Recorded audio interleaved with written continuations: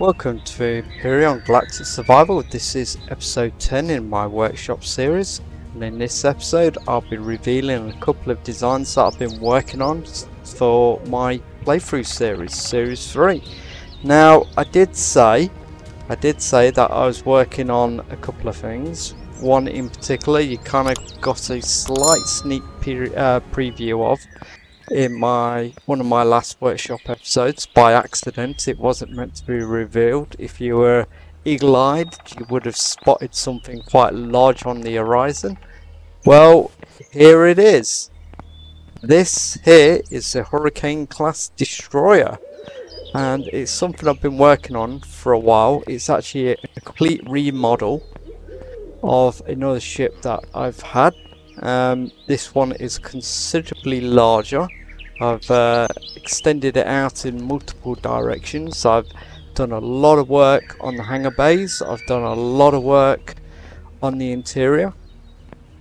I've got quite a few changes on it. Now, you guys have never seen this in any of my playthrough series. This will be making a debut in the series 3. This will be replacing the current Hailstrom, because, well, frankly, I think it's about time the Hailstrom was retired from service and replaced by this behemoth.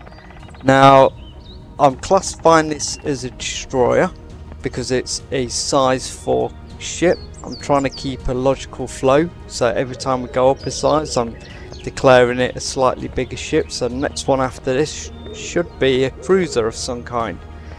But I think we can all agree that this is a very big ship already. Now if we just go to the stats very quickly, this thing is just insane. It's 124 meters long, and the width across the main arms that come out the side is 74 meters, and it stands 26 meters tall, and already it's a level 25, and it is a tier 4 CPU unlock. I mean, the thing is absolutely insanely big. It has 12 generators in it, 49 fuel tanks in it. We've got absolutely insane number of everything in it. I think I've got something like 6 constructors in it. Yeah, 6 constructors, 3 fridges, 3 food processors, 14 cargo boxes. I've got 2 320k storage. It's even got 12 RCSs, just stupid amount of thrusters. As you can see from the building stats, this thing is just absolutely expensive, absolutely insane. 7,840 iron ingots. It has 28 retractable sentry guns, 8 rocket turrets, 4 rocket launchers, 4 cannons, 1 detector, 2 artillery cannons, 2 flat cannons, 4 gat cannons. Yeah, this thing's just nuts, absolutely insane. It's taken a lot of work to get this to the position where I thought I'd be comfortable showing it to you guys, and it's not the only reveal. So anyway, let's just go in God mode for a second. I'll just God mode for a second, he says. Don't know what happened there, but we'll cut that out. So as you can tell, it's sort of got similar theme to my other ships. It is a much flatter design. You can tell that kind of bridge area is very similar to what I've done with other ships. So this one's a much larger bridge area. We'll show you that in a minute. We've got just stupid amount of armaments all over the ship. Lots of medium engines all over the place, kind of giving it a bit of extra thrust in every which direction. These 2 large artillery cannons, top and bottom, are going to be its primary defensive weapons, or offensive, depending on how you want to classify it. We've got a lot of detailing over here at the back. We've also got a landing pad, which I've spent quite some time working on to kind of make work, and I've managed to get it large enough to fit one of my new Mark 17R Mako fighters. Now this is going to be something I'm going to talk about as well, because this is a slightly different version to the ones you've seen as well. This one we'll talk about in a minute. Let's not get sidetracked. So this ship is very large, and it's the first one to use these massive engines, the XL engines. All my previous designs could pretty much run on just medium engines. This one, no, it needed the extra thrust. And we've gone for the little hat on top of the projectile guns again. I like that idea, so that's on there again. We've got side rocket launchers, top rocket launchers, bottom rocket launchers. We've got gat guns all over the place on the wings. We've got projectile turrets front and back. We've got flak cannons front and back, underneath. Yeah, don't ask me why they're only underneath. It's just for defensive purposes. Yeah, so this ship is really big. You've got several ways into it. Yes, that is a generator that is exposed on the top of the ship. Don't worry about it. It's part of the design. There's multiple generators on the interior. That is just for show. We've got multiple entry points. So you've got two docking hatches here, which have like a little mini airlock system to come into the ship. Just close that. You've got the same on the other side, exactly the same with a little storage chest in there. We've also got plenty of other access points. So from the landing deck on here, which has a repair system, by the way, there you go, little repair module which you can access from over here. You've got a hangar, hangar access. So this takes you down into like the main hangar area, which you access from underneath. This is your primary entry point. So if we just open that, that's a drop panel, drop door that levels to the floor, and you can get hover vehicles underneath and up into the cargo area, just here into the hangar area. From here you can access the main hull of the ship, which is very spacious. There's a lot of stuff going on in here. So we've got multiple decks. At the minute, the warp drive section, as well as this section over here, this one's not been allocated to do anything at the minute.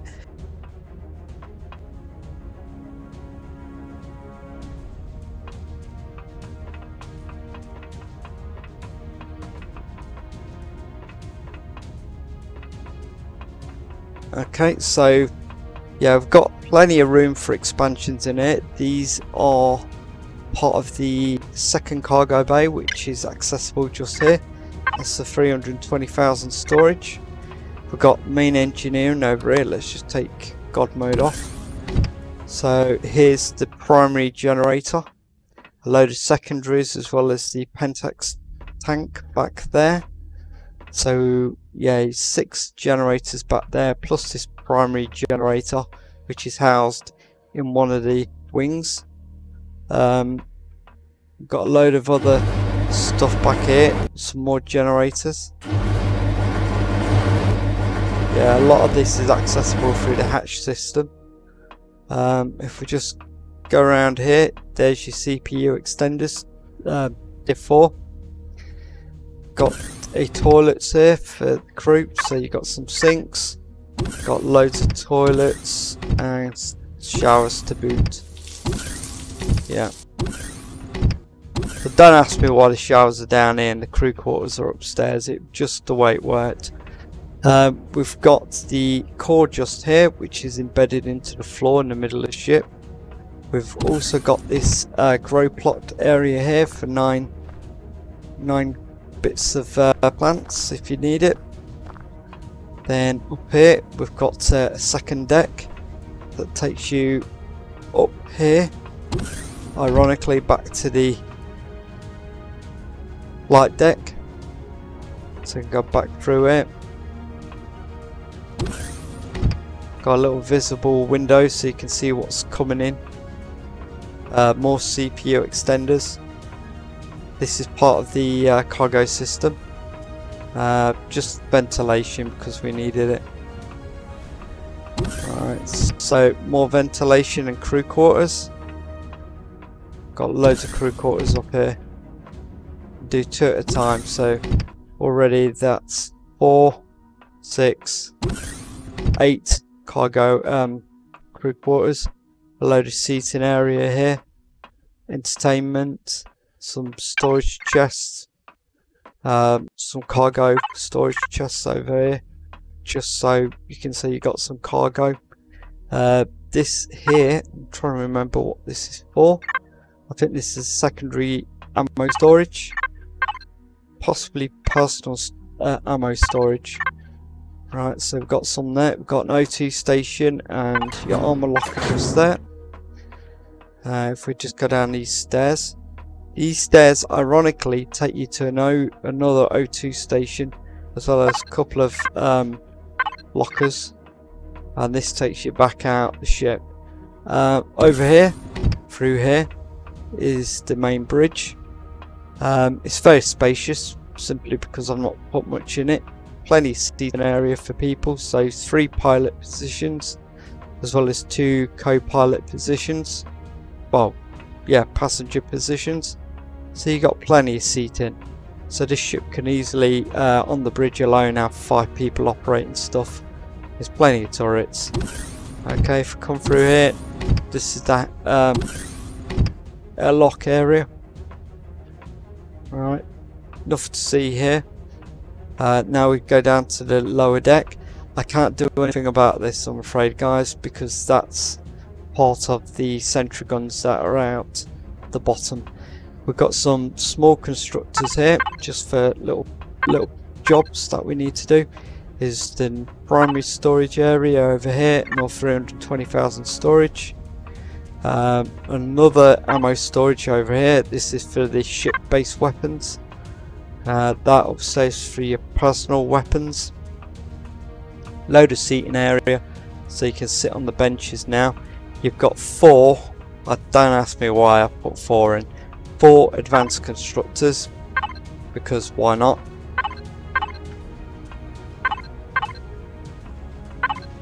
Just because I could. And then over here I've got 3 fridges. The idea being, with the 3 food processors, one was meant to be for, I think it was crops, food and medical. So basically garden, food and medical is what I was thinking there. I've got some decorative blocks in here. Bit of lighting. Yeah, lighting's going to be an issue in this ship, I'm afraid. I've not sorted that out properly. Yeah, the bathroom's down here. You can see why the bathroom's down here now with the kitchen. Sort of metal kitchen. Over here it's a very cramped but fully functional medical area. So potentially we could get rid of that, but you know, just having a backup. So we've got plenty of medical equipment in here, cover you for everything now. There is lighting in there as well.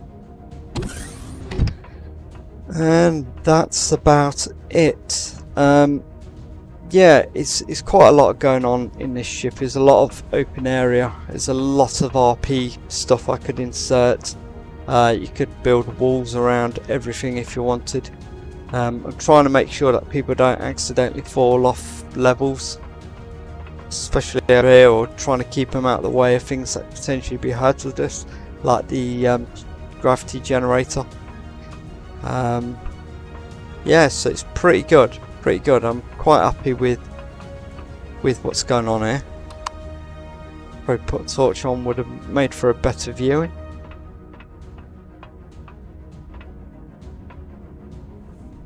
Yeah, so it's pretty good. So let's just go back to the main deck again.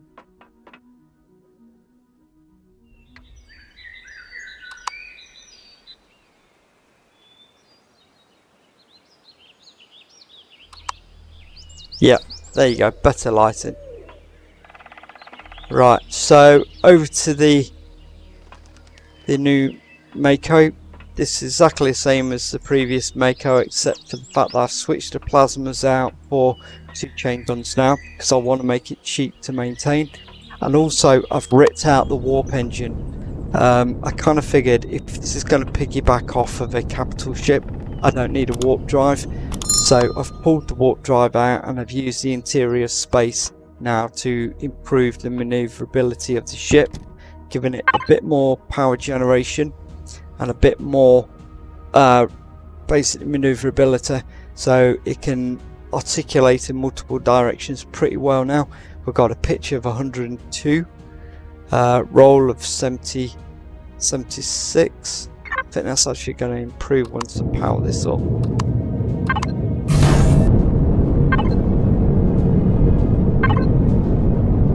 Yeah, so it's pretty good. I've given it a bit of a roll around, and frankly it just handles like a dream now. With the 2 GATs you'll be able to just, you know, manufacture ammo really cheap and easy. It hasn't moved from level 12 because we've dropped it down to, in fact that's true, we've dropped it to Mark 12 now. Huh, pass it out. Right, so I need to update the display in that, but I'm just, yeah, homing missiles and plasma cannons, not anymore, it's GAT cannons. Yeah, so I mean, in terms of its maneuverability, if I don't ram into a rocket turret, I mean the thing is just absolutely insane to fly now.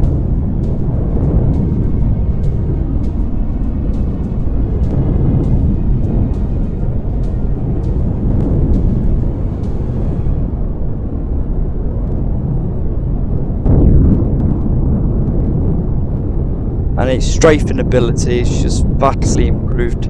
Before it was struggling with strafing, now not a problem.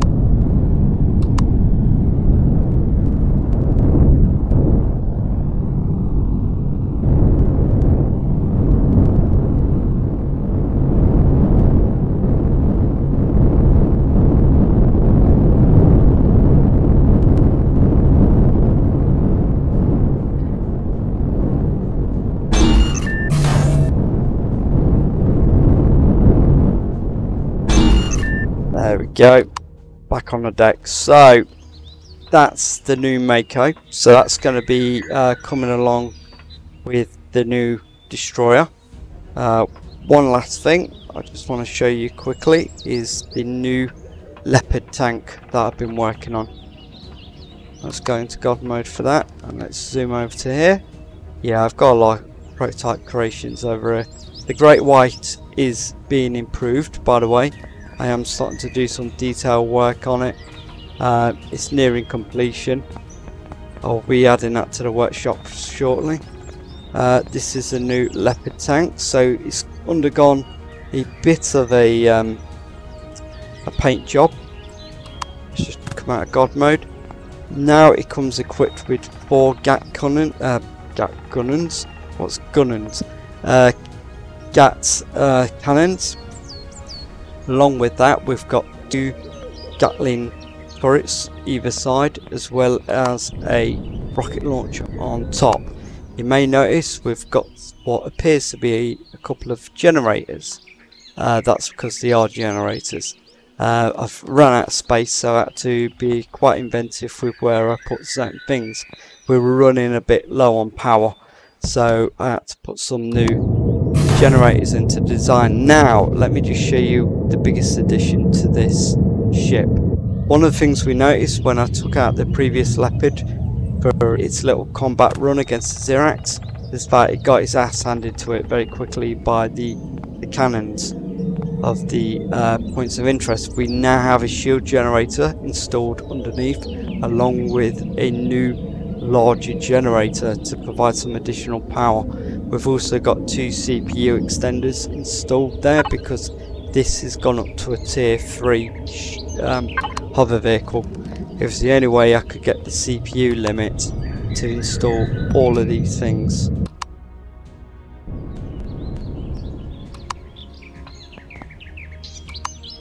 So that's the new Leopard tank. It handles exactly like previous Leopard tanks. It has 2 RCSs. What's changed now is the fact that we've got all of this additional weaponry. It's still a hardened cockpit, armoured hardened cockpit, so we shouldn't have any problems with direct hits on the front. And with the shields we should have much greater chance of survivability now, which was a bit of an issue with the previous design. Also we've got a couple of docking feet underneath for docking onto the destroyer over there. In fact, let me just show you that in action. Let's power it up. I'll just show you how easy it is, or hard, depending on how this goes.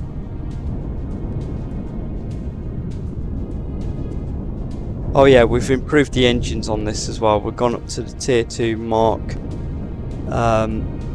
medium engines. So gotta make sure we slide between those 2 feet, and then we just, ooh, don't overshoot it. Just pull in, go straight into it, turn around, level out, and engine off. And there we go, we've got into the hangar bay.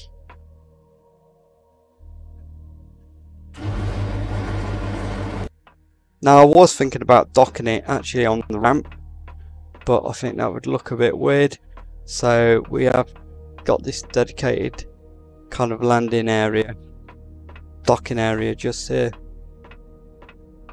Unfortunately, due to the limitations of repair points, we can't have a second repair system in the internal bay, simply because, you know, that would kind of violate the 1 device per ship rule, which is a bit sucky, to be honest. So yeah, I hope you guys like it. All 3 of these things are coming into the Series 3 playthrough. It's going to be very, very interesting, that's for certain. Let's just do the exterior view again.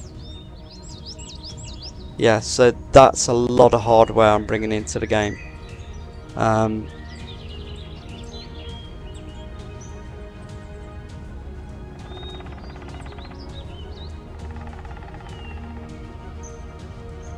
Yeah, it's a lot of hardware. I'm expecting this to make a real change to the way we do things.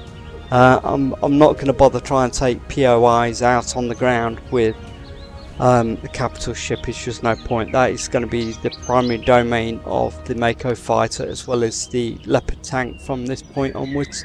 I think we've proven that the Mako, if flown right, and you know, with the 2 extra GATs and the 4 missile launchers, we should be able to destroy turrets and stuff quite easily, and then we can take the Leopard in and just mop the ground forces with that. In fact, we might be looking just go away with using the Leopard, although I suspect the Mako will make for a better assault vehicle. So I hope you like it, guys. This is one of the reasons why I was doing all those kind of missions in the Series 3 playthrough, to get all those assets together, because we need the materials, we need the kind of modules, pre-built modules, to kind of build all of this stuff. This stuff's going to be rather expensive. I am a little concerned with getting hold of the tier 4 CPU extenders for this particular ship. I know that's going to be a bit of a nightmare, but we'll see how we go. So for now, guys, thank you for watching, and I'll catch you in the next workshop episode, or in the Series 3 playthrough. So for now, in a bit.